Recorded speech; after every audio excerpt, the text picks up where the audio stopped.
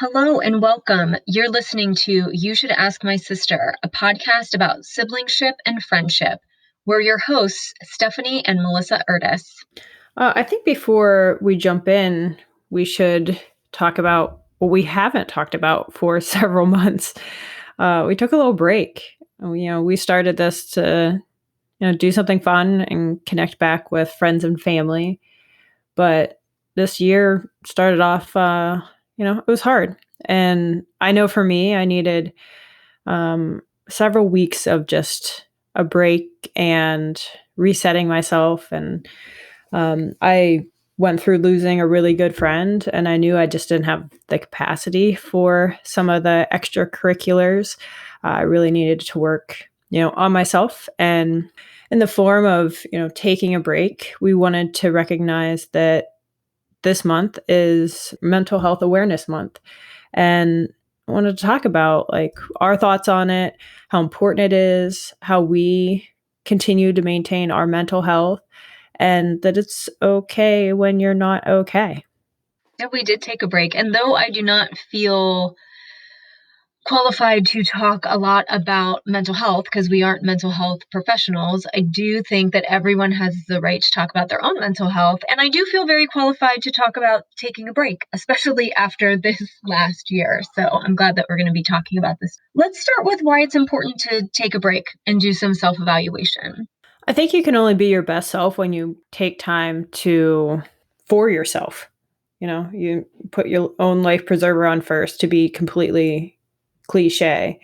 And you can only do that when you re-energize yourself. And everyone is different. I find that really fascinating because for me, as like an introvert extrovert, I need to self-isolate a little bit to just re-energize and refocus, where someone else would need to go out into a crowd and like gain energy from other people. So I think it's really important to self-evaluate and introflexion on what you need to be able to be your best self. So how do you deal when things get to be too much? For me, it's a little bit of self-isolation, especially going through a loss. It's not something that I like to jump in and talk about. I don't always know exactly what I need. I think through the last several years, probably decade, I've always gone to like running or some form of exercise because I do that by myself. And I most of the time it's with music and quiet and exerting energy, but also kind of in my own thoughts and dealing with stuff. So I like to run. This last couple months were rough. I hurt my knee for I don't know, like 3 or 4 weeks, and I was just kind of like spinning because I like couldn't run, and apparently walking wasn't good enough for me. But build it up super strong, able to run again, and then that just really helps me. I also love to hike because even when I'm running, I have music on. When I'm hiking, it's just silence and nature. I think that's really therapeutic just to be out. The sun in general, like I really like that I have very sunny weather in Georgia because the sun in general just rejuvenates me. So I've been really lucky the last couple of weeks to have just beautiful weather, laying out in the sun, laying out by the pool. And when I'm ready for it, I like small gatherings with like my closest people that like don't force you to talk about something, but like they're there, can make you laugh. I can make them laugh. Like I think that is usually my go-tos. What about you? I like to watch TV when I take a break. I do think that, you know, part of my, when things get too much, I do movement. So, whether that is yoga or walking around, I tend to do things that are less vigorous when I need a break, so that it does not feel like a chore. So I think that movement is part of it, but mostly if I just need a total mental break, I just wanted that escapism, I guess, and watching TV. And I actually prefer to watch TV from not this decade. Like I prefer like Hmm. 1990s and early 2000s TV. And I think for me, it's less violent. I kind of know what's happening. Know every episode of Friends, but sometimes it's just comforting to like sit there and watch it again. I know it's going to make me laugh. I know what's coming. Um, some of the television now, though I'm enjoying it, it's super violent, really dramatic, lots of effects kind of coming at you. And they didn't have that in the 90s. And sometimes I like just going back there. During my lunch yesterday, I watched an episode of Quantum Leap. I'm not going to lie. I love that show. I've always loved that show. Like, we're going on 30 years of my love for the show of Quantum Leap. And so I really think that, though that seems kind of silly, that's where it's at. And if I'm really, really struggling, I'll pick something and I'll watch the whole season. Like I'll binge the whole season over a couple of days or a couple of weeks and just like have that as part of my routine just to kind of, get me through whatever I'm going through. Yeah, I agree, especially on the easy watching. I think there's some reports that people with anxiety like to rewatch the same shows, which I kind of relate to because my mood follows kind of whatever I'm watching. So if it's something very dramatic or something that's dark, you can kind of like it can linger with you.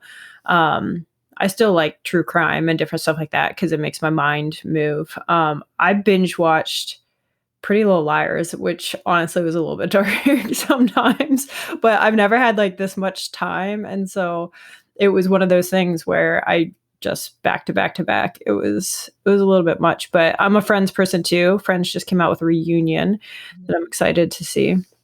And so I like that comfort TV. Comfort TV is a good way to describe it because I'm also watching The Handmaid's Tale, which is, in my opinion, totally brilliant.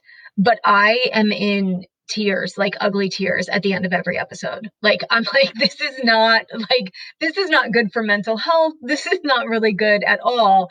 And I have only cried at like maybe 10 episodes of Friends, like including the last one. Like very seldom do I like does that show is that show upsetting? I've cried at 0 episodes of Quantum Leap, in case anyone is wondering.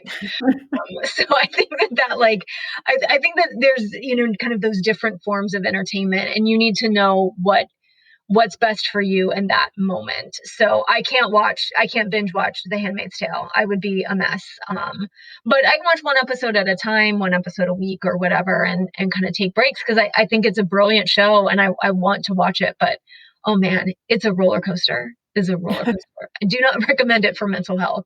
Um, so pick your favorite show and watch that. I think that's totally acceptable. I think podcasts or music or movies or movie trilogies, especially because then you have like a couple things. I think all of those things are good. Those are good things for me when I like really need like real downtime.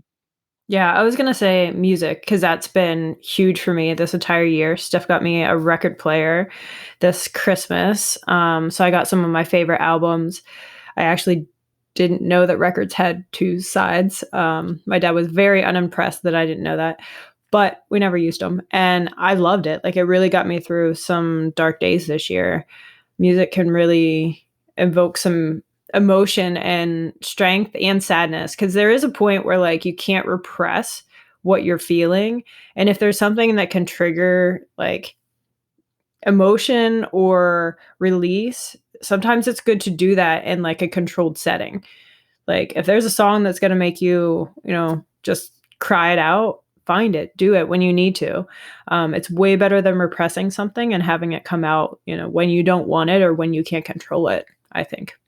When I think when you are like really like shoving emotions down, I think you run a higher risk of being triggered by something. Like you run a higher risk of it than like flooding you all at once, or making you feel overwhelmed, or you're watching TV and you're crying at a Progressive commercial because like you just haven't really processed your own like what's going on. So there's no good or bad emotion. They're just what you're feeling. And we have labeled that, I think, in our society, like this emotion is good, this emotion is bad, this is what I should be feeling. That's all of that is garbage. Like feel what you're feeling, and it's okay to sit with it. It's okay to kind of process through it. And if you're not, then it could really surprise you. And I've had those situations where I, get reasonably frustrated at something that I should not be frustrated at, or I start crying at a commercial. This happens.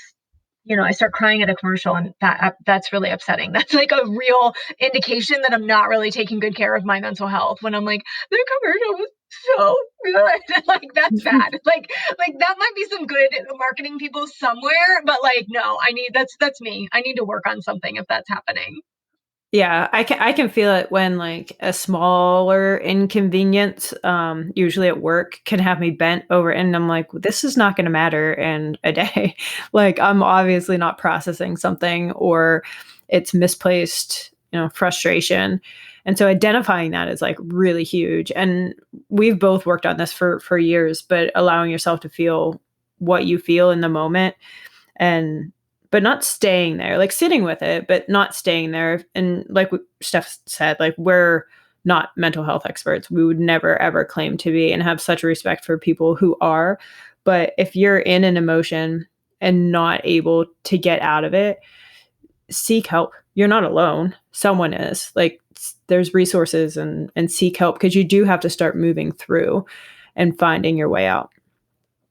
When I think, there were sometimes where I've paused an emotion, where I've been like really frustrated or really upset or really angry. That those tend to be the ones I've paused, or really sad. And I'm like, I can't do this now, like, because I'm standing in line at the pharmacy, or because I'm in the middle of a meeting at work. But if it does not stay, it does not go away. Like it's literally like I hit the pause Mhm. button, I finished what I was doing, and now I gotta like now it's right there. It's like, like this little like shadow that's like, hey, I'm anger and I'm over here. Like, what are you gonna do? Like pausing me isn't gonna work. And so, I still like I do think that there is, folks have the ability to do that, but doing that too often, they just kind of pile up. And I really can feel it in my body. And I've done a lot of work. Like I've been doing yoga for about 20 years, and I got my yoga certification 5 years ago to be able to teach. And I did some teaching for a couple of years, and that really tuned me into like kind of that mind body experience. And I can feel it. Like I know in my neck, I know in my eye, I know in my jaw. Like I clench my jaw at night, which you cannot control. Like I cannot possibly control my jaw. And I tried to ask my dentist what I could do to control my jaw, because I was clenching it so badly that it was bruising the roots of my molars. Like that's how you know you're stressed, is like when your body is like giving you these huge red flags. And so, when my jaw starts to hurt, when my eye starts to twitch, like I got to do something. And you actually had a really like during our break, you had a really interesting experience with your own body telling you that like something was up with the stress level and the emotions.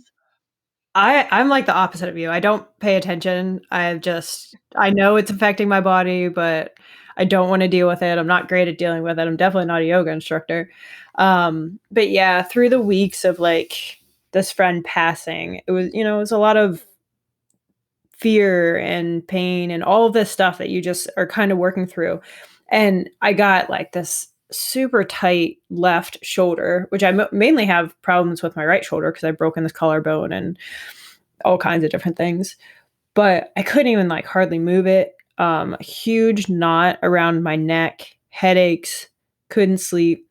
So I have a masseuse, and she's not like oils and nice music, and like it is a sports massage.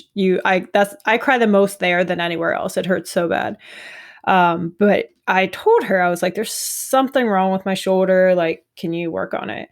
And she had me on the table and she said, I have never felt a vagus nerve this stressed. And I was like, what? Like, what's a vagus nerve? I have a I have a vagus strip nerve? Like, what? I mean, I haven't been there in a while. What are you talking about? And she explained it, and it's a nerve in the left side of your neck, I'm guessing. Again, I'm not a doctor. I did do a lot of research after, and it controls, a lot. It's a nervous center. So it can be anxiety, depression, digestion. She mentioned a whole bunch. And mine was it was twisted. It was so tight. It was going through so much where I wasn't even understanding what it was doing to my body. And it wasn't like I needed to go through, I didn't need a prescription. I didn't need all of this like medical help to fix it. She's like, you need to laugh. You need to go hang out with your friends. She knew before she even like fixed it. She was like, what's going on? And I'm like bawling on this table because not only is she like messing with a vagus strip nerve in my neck, but it was just so emotional when she was releasing it because I had so much held up in like this neck and this tension and this nerve. When she released it, it was just like, oh my goodness. She did say hugs can help. Did you hear that, y'all? Hugs can help Melissa's vagus nerve. I'm gonna get a second opinion. No, I think the research is clear that when people see you, if they're vaccinated and only if they're vaccinated, because now you're fully vaccinated, that hugs will help. That's your prescription. I think that needs to be an individualized prescription because they make me tense. You need to get Melissa's consent before you touch her. Let's be very clear. But it was so interesting to me because when I actually researched it, she was right. It was really exactly what we're talking about: taking time for yourself, taking care of your body, releasing with some laughs and some family time. And it also said a lot about meditation. And so I'm awful at meditation. I would prefer to run 3 miles and sit 10 minutes in my thoughts. But Steph has talked me through it a couple times and encouraged me. So do you want to try to encourage me once again? Like, how should I approach this? So you can't be bad at meditation. Like there's no being bad at it. I can't. No. And I think a lot of people are kind of intimidated because we love good and bad. Like we think that good and bad is like the way of the world, and that's just not the world. And I know that because I meditate. So I would say that like people think about meditation as like sitting cross-legged on a cushion with their hands like outstretched, eyes closed, incense burning, and when I meditate, that's pretty much exactly what I look like. I'm not going to lie. Like I pretty much look like the picture of meditation, but you don't have to meditate like that. So I started meditating through yoga like a couple of years ago. And at the end of yoga, so yoga in the United States and kind of like in the West here, the way that folks do it. If you go to a yoga class at like a fitness center or a studio, typically it's a class where you're moving around for 45 minutes to an hour. And then the last kind of 5 or 10 minutes, you're doing what they call final relaxation, or savasana is also a name for it. So you're literally like just laying there for 10 minutes, like relaxing. And I used to like kind of get irritated when I started yoga. So anyone that's kind of new to yoga and finds that part like irritating or a waste of time, I understand. I've been there. I'm a recovering movementaholic or something. I don't know what you would say. And then it became my favorite part of the class. I just could really get into the zone, really relax my body, especially after you've moved it for 45 minutes. So that's kind of how I got into it. And I was like, oh, this feels kind of great. I should try to like meditate every day. Well, that was a mistake. Like that was like not the way to do it. And it's hard. It's not easy and it's a practice. So there are like advanced meditators that even on their, they even have days where they can't like kind of get into it. And so I think when people think about meditation, like let's kind of like start with a little bit of, I don't know, kind of like a definition of it. And then I'll tell you what I think it is, because it very much pertains to kind of our conversation about it. So when I think of meditation, like it's really like focusing your attention and awareness so that your mind can kind of clear and you can kind of stabilize and calm your emotions. Like if you're looking up a definition, that's what the definition is going to tell you. Like clear your mind, stabilize your emotions, and stabilize, how you're feeling. Be present. I think I would describe meditation as like taking a break from everything outside of you. Like that's it fits into what we're talking about perfectly because that's exactly how I would describe it.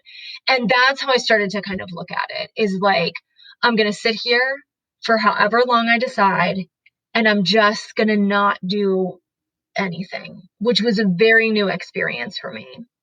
I think that's I mean, I definitely need my brain is so stimulated. I work in social media. I am so used to multitasking. So I have 4 screens in front of me right now. I'm not on social media currently because I'm doing this, but it's all day. Even when people are working, like I'm going through media accounts and it's a lot and it's hard to peel yourself away from that stimulation. So I think it'll probably for me be baby steps, like just don't have any screens on. And then like the next time have like no sound. The next time like I feel like I can work my way into that. And I feel like it's also needed. I'm such a fidgeter and I don't sit still and it's definitely something that I won't say I'm bad at, but I have a ton of opportunity to get better.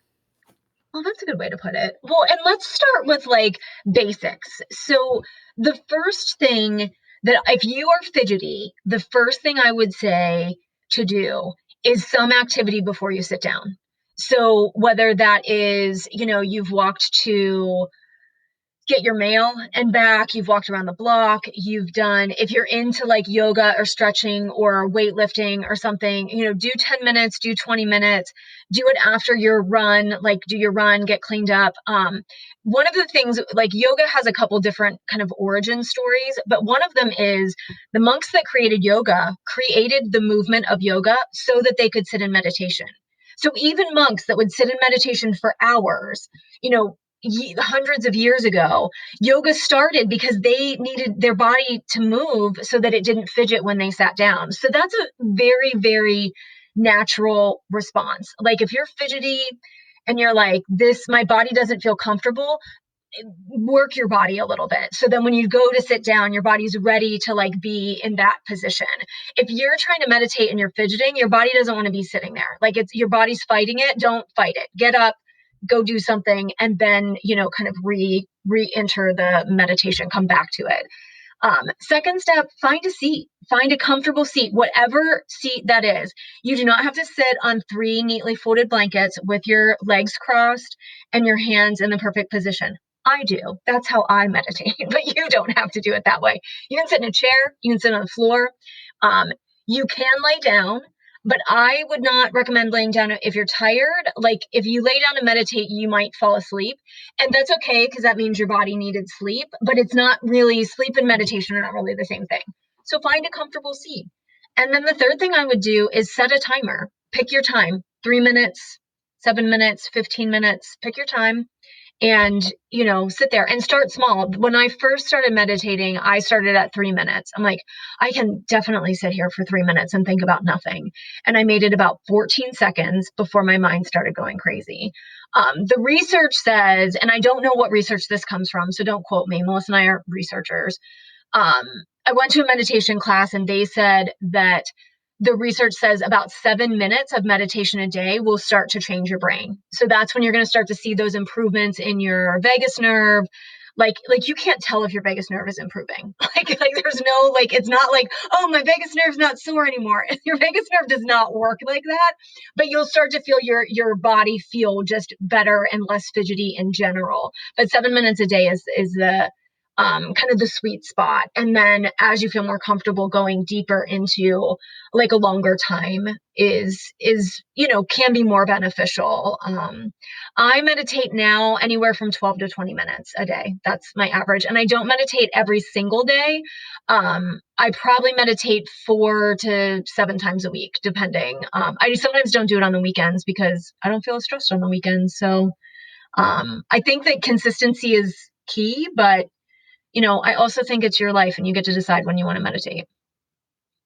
Yeah, I think that I think it's funny you say your body's fighting. My body is fighting this. Like, Steph's like all still on because we can see each other. I'm like twirling around in my chair. I'm playing with this cord. I'm messing with my eye. I'm a big fidgeter. But you had a good point where you're like, think of nothing. Like, what do you think about? I feel like as soon as I would like sit still and be quiet, I would have like TikTok songs playing in my brain. Like, how do you still your mind? That's the hardest part, I think. And so this is the thing with your mind. It's brilliant. It's designed to be brilliant. It's designed to think all the time, right? Like, especially Melissa has a brilliant mind. Yes, I do. Yeah. So do um, so do you. We share it. Oh, thank you. Thank you. Mhm. So your mind is supposed to be active. It's supposed to be creative. It's supposed to be, keeping you alive and keeping you engaged in the world. So to all of a sudden ask it to turn off is like a no-go. It's like asking like a pet that runs around in a circle to be like, now be still. Like it just, it doesn't, it's like asking your brain to sit if it was a puppy. It's just not really going to work that way. So there are a couple of tricks that you can do to start to train your mind to let go of your chaotic thoughts. And one of the things, like, I'll give you kind of two of the tips that have helped me the most. So concentrate on something. Easiest thing to concentrate is on your breathing because you have to breathe in meditation. And you can get used to the inhale and exhale of your own breath, like that sound. Like I love the way it sounds when I'm really listening to it when I exhale. Like I think it's just a very comforting sound to me now. And if you've never listened to your body breathing, you owe it to your body to like know what it sounds like when you inhale and exhale. Like it's keeping you alive. So tuning into your breath is like a way to do that. And sometimes if I'm really having a hard time concentrating, I will count my breaths. So I'll be like, one, and I'll just keep going until like I lose it. So I'll count to like 20 or 40, and that will kind of keep me focused on that inhale and exhale. And we'll do a little breathing exercise that might help before we wrap up the podcast.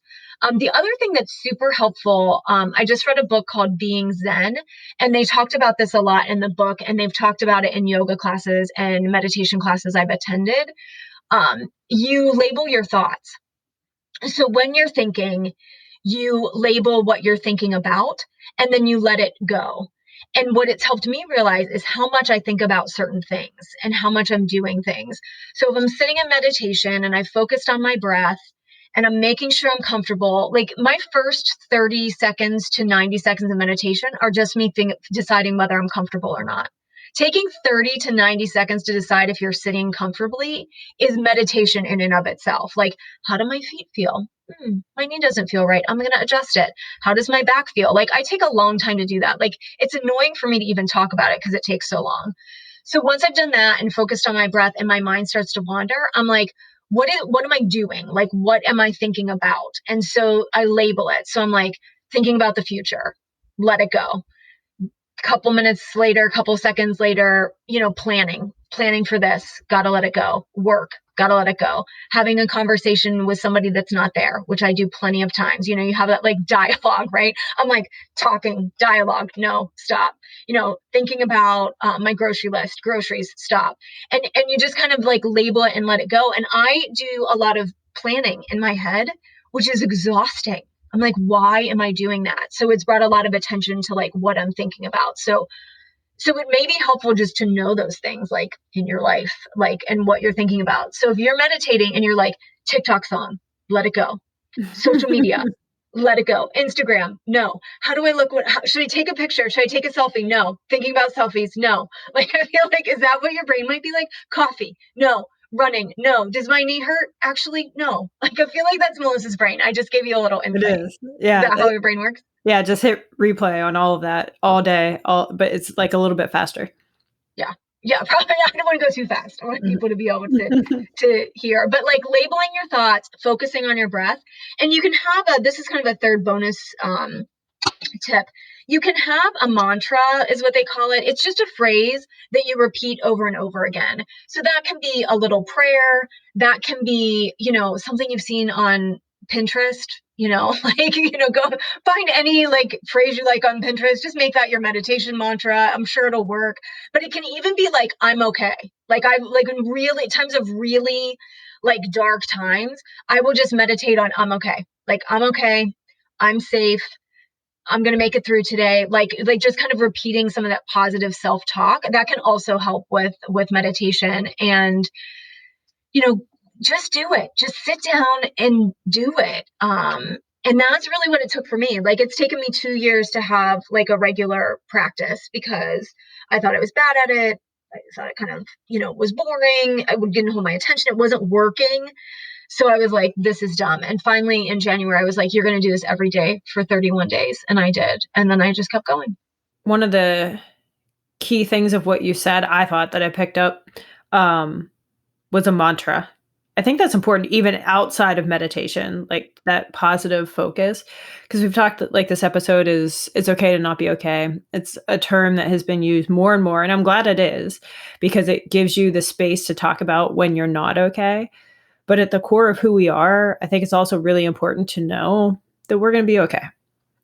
Like you just have to find your way through. So I think that's a really good mantra. Well, and I'll put some meditation notes in like some resources, some books that I've read. There's some apps out there for folks to try it. I will say, like, there's this kind of, is meditation working or not working? And you can't tell if meditation is working while or right after you meditate. It's not like when you run and you're like, oh, that was a great run. like, like I really feel strong. Like meditation doesn't feel like that. It is, I'm doing this every day. I'm trying it. I'm really trying to be centered, be focused.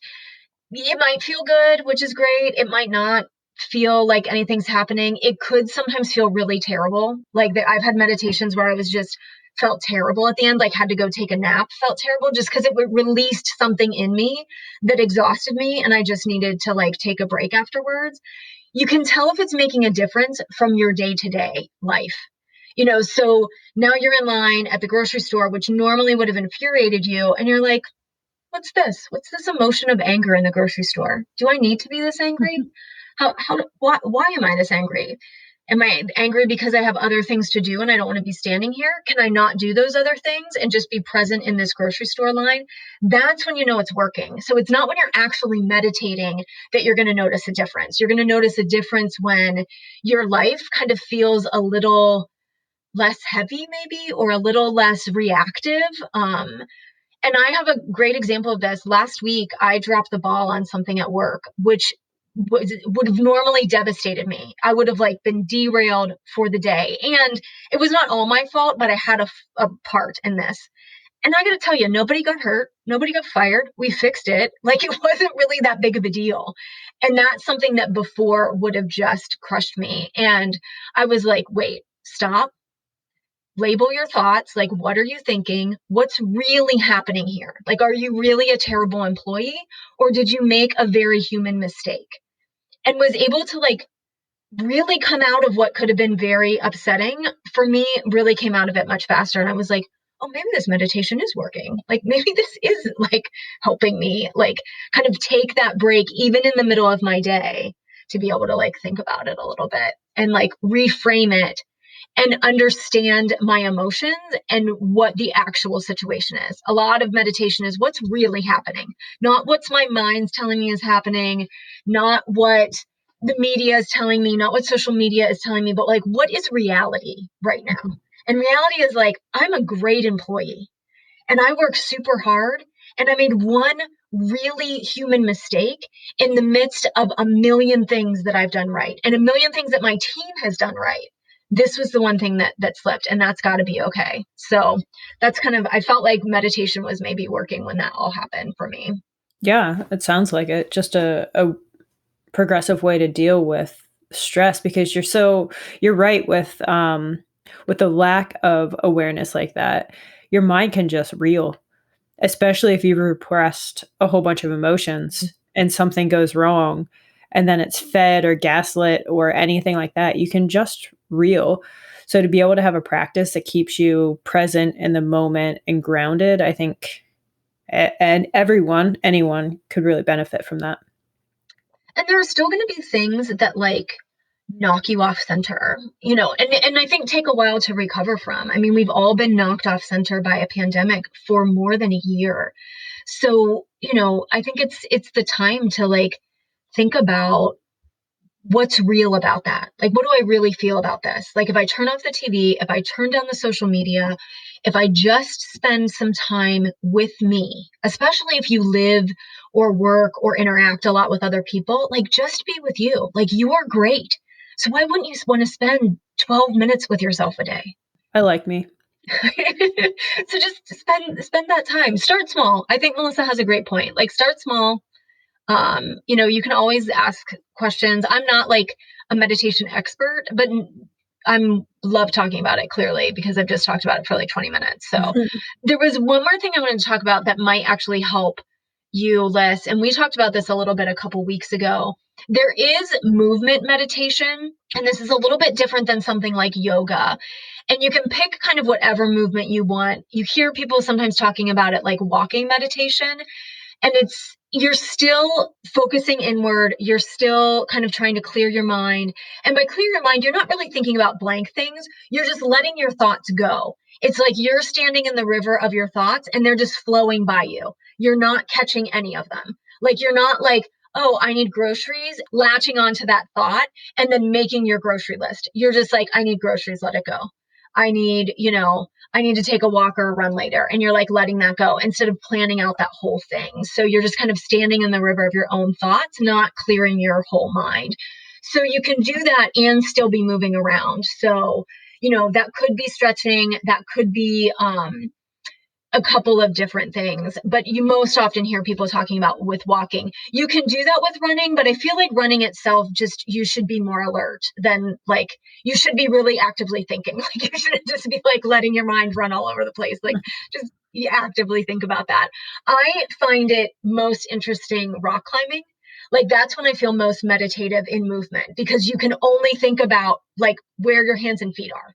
Like, there's no thinking about your grocery list when you're hanging 20 feet off the ground and trying to get to 40 feet off the ground. Like, there's just none of that. Like, you just have to very much concentrate on what you're doing, what your mind is doing. So I actually, as terrifying as it is, I find rock climbing like super meditative, like a very meditative movement.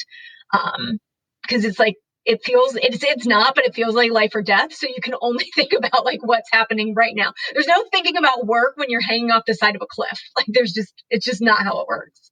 It's a good point. So I think that, are a couple things that we use to get ourselves in the best form that we can be, especially when, both of us have had the need to take a break the last couple months. I mean, we still talk to each other all the time, but just some tools, and we're focusing on like the good stuff, but I do want to make one note and mention, just because I think it's been increasing in the last year with the pandemic. If you are not in a good spot, alcohol will never get you in a better spot. Just throwing it out there.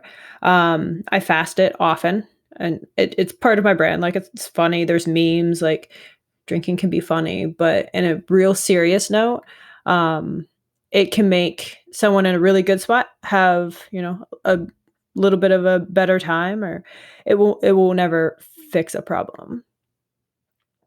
I think that's a good point. I think also, meditation, running, some of the stuff we talk about, like, that's only going to get you so far if you in mental health. Like there is time to seek out professional help and do that.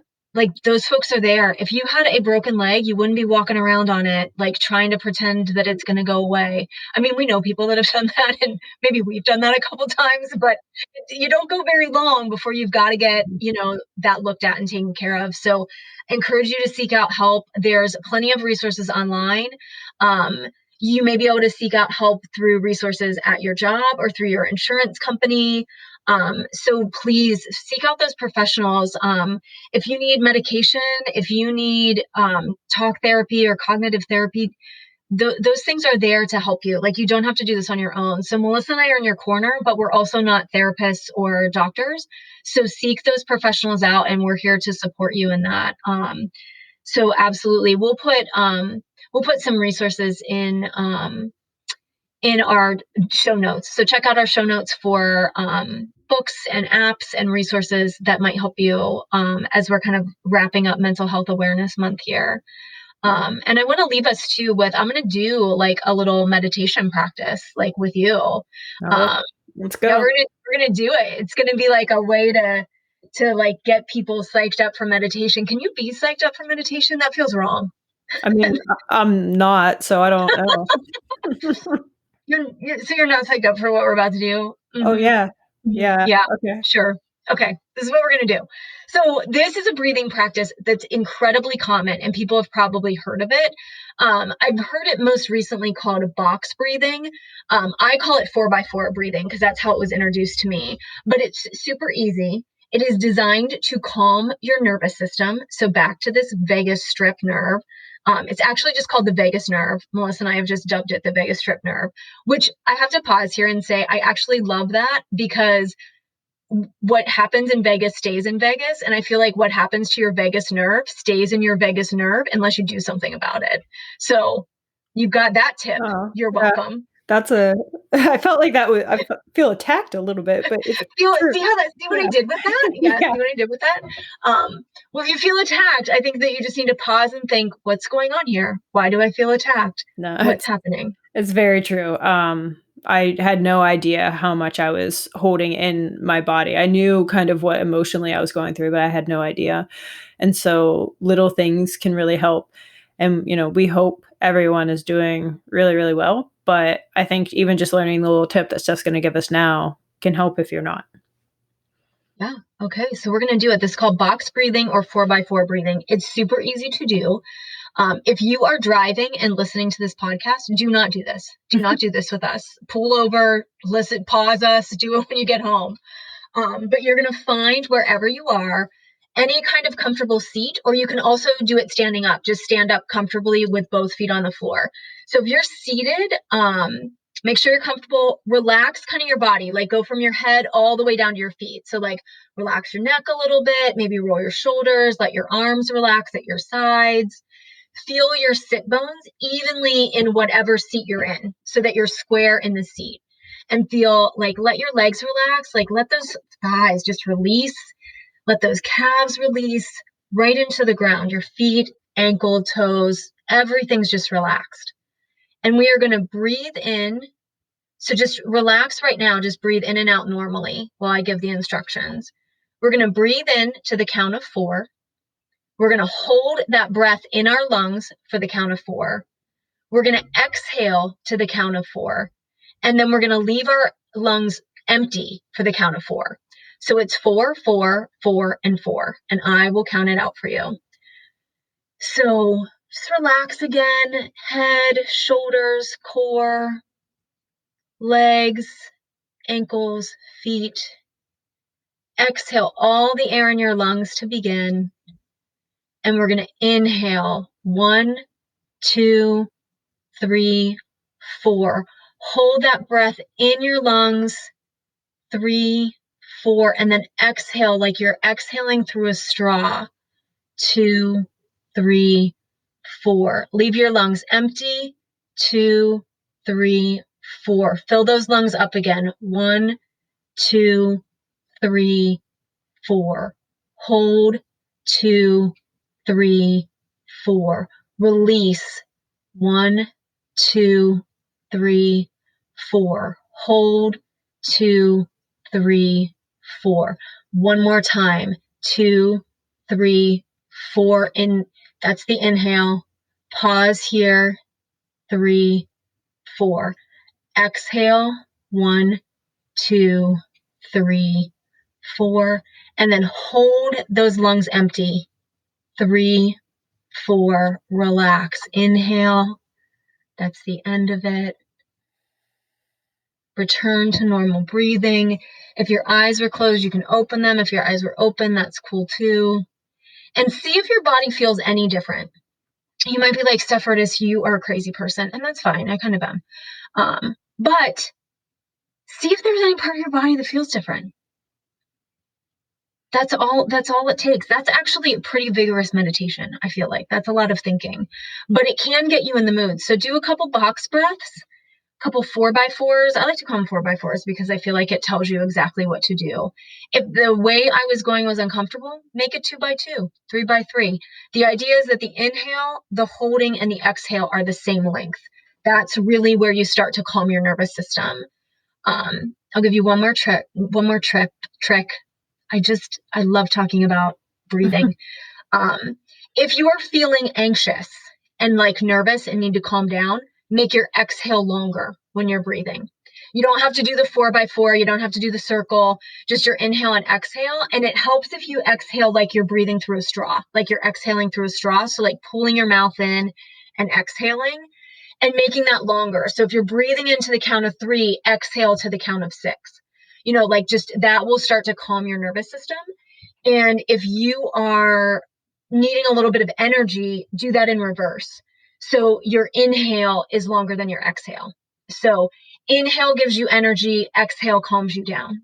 So lengthen either one of those depending on how you are feeling and what you need in that very moment. So that's like a 1-minute meditation if you need it. And you can do a 1-minute meditation anywhere except while you're driving. Don't do it while you're driving. Like bad news. Bad news for that. No. So that's that's my gift to you all. That's my gift to you, Liz. How did that feel? Yeah, I think it felt good. It always amazes me when someone tells me, like, be aware and be relaxed, and I actually do it, like, how not relaxed I am on the norm. Like, I'm so tense. Like, I have to very much focus to, like, release the tension in my shoulders. And so that's what I noticed. I was very, like, in tune to staying relaxed, and I was like, "Oh, this is probably how normal people are."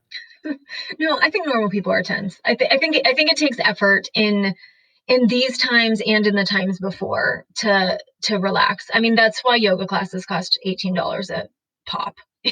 My yoga classes didn't cost that much. And I recommend all kinds of free online yoga classes. But, people are relaxing as an industry now, and there's a reason for it. So all these things you can do for free. So good luck. Good luck to all of you. Take a break. Take the break that you need. It's being an adult is hard. We're going to talk about that in another podcast, but like adulting is sometimes it's great. Like you can eat all kinds of candy, but sometimes it's really terrible because there's a price that you pay when you eat all kinds of candy as an adult. Yeah, we're gonna talk for a whole episode about being an adult. I called Steph one night and I was like, if I have to make dinner for myself one more time and then clean it up, I'm just gonna stop eating. That's adulthood, is making yourself figuring out what you're going to eat for dinner is like what an adult is. It's the definition of being an adult. I don't understand how people like feed families. I can't. All who are feeding more than yourself, Like, give yourself a break. You yeah, deserve it. Like, order a pizza. Yeah, give yourself a break, friends. Thank you for tuning in to us. Yeah, we hope that you understand we're with you. We needed a break too. We got our own things that we're working through. So we're there for you as well. So Liz, do you want to tell everyone where they can find us? yeah, so we have the YouTube page. You should ask my sister. Steph posts the podcast videos there, and she's talking about the video notes, which are there, so you'll be able to find the resources. And then we link those pages to our social medias. My Instagram handle is open. It's Lissy_Ertis, and Steph's is woman. And what is it? Woman_in the wild. In the wild is all one word. When you take a vacation and you just need a little bit of time. Like This is our Monday podcast. We're actually doing this on a Thursday, but it does feel a little bit like a Monday podcast because we've taken such a long break. Yeah, I couldn't remember. It was a much needed break, but it felt good to get back. And we hope, just as Steph said, we hope everyone is doing great. We are coming out of a pandemic. We are about to enter back into the sunshine summer. So get yourself some vitamin D outside and some fresh air. And if you need to take a break, do what you can to do that. It was great to be with you all. So this has been You Should Ask My Sister with Stephanie and Melissa Erdis. Thank you for listening.